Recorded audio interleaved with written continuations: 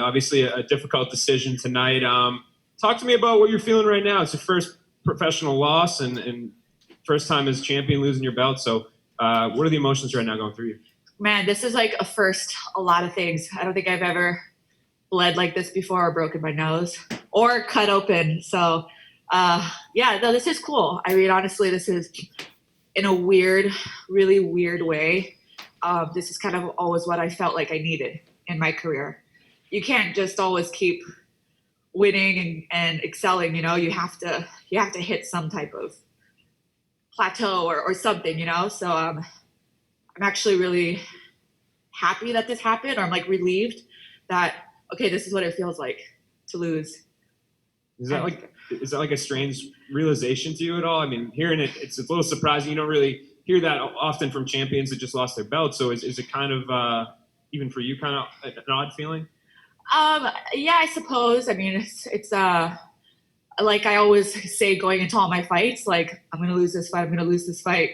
And then it actually happens. I'm like, oh, fuck, okay, I really lost this fight. And, but, I've always felt that how you respond to any adversity is what really makes you, and like, so I'm good. I'm so good right now. I feel more bad for my fiance that he had to watch me get all bloodied up. This is his first fight that he's ever watched me fight. So sorry, babe, but I promise I'm okay. Mom, Dad, I'm okay. These are tears of like relief. It's hard being the champion. It is hard being the champion.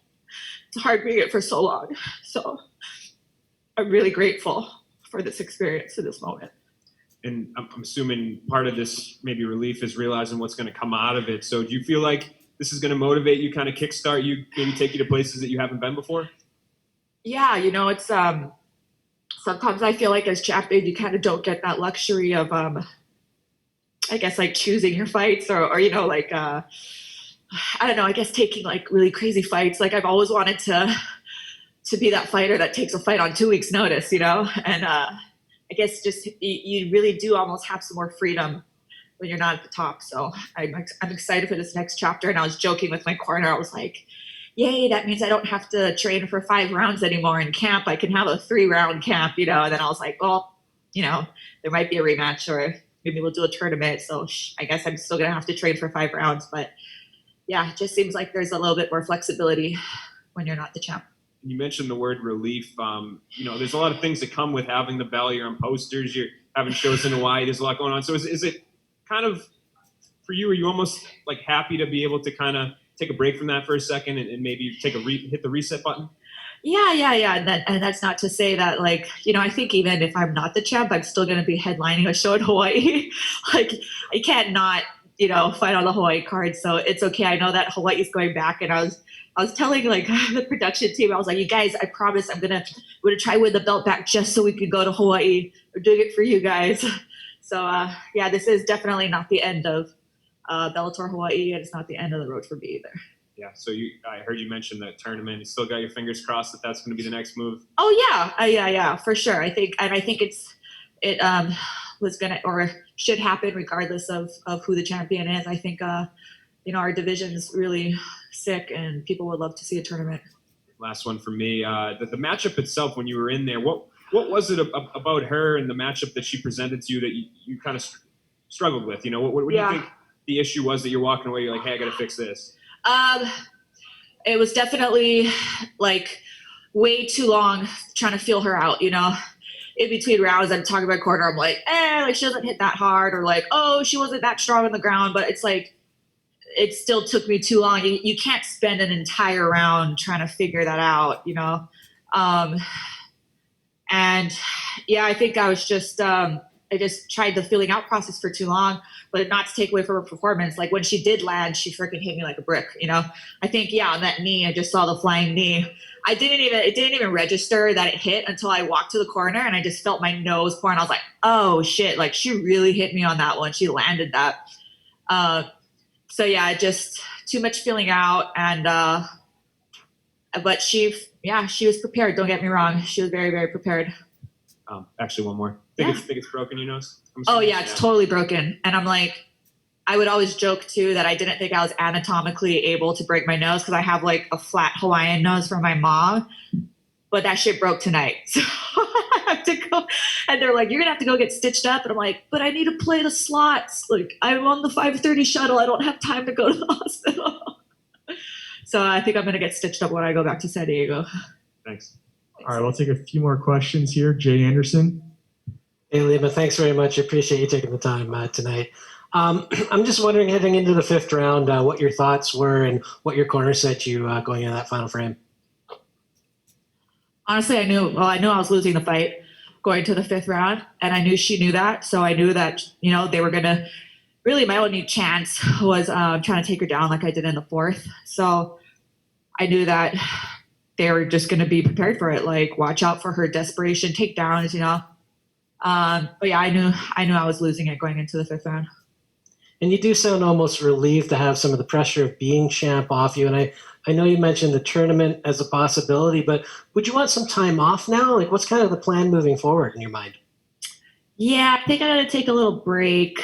Yeah, I'm just laughing. This is an inside joke with my team, but yeah, I'm gonna take a break.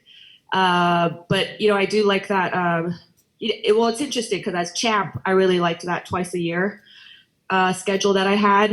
It gave me time to put in a solid camp and do my other stuff that I do in the, outside of the cage, like my charity and everything. But now that I'm not the champ, again, like I said, I would love to be one of those fighters that takes fights on a couple weeks notice, or so I think actually being more active is would be a good option for me. Keith. Hey, Ilima, it's Keith Shillen from Sherdog. Good to talk with you again.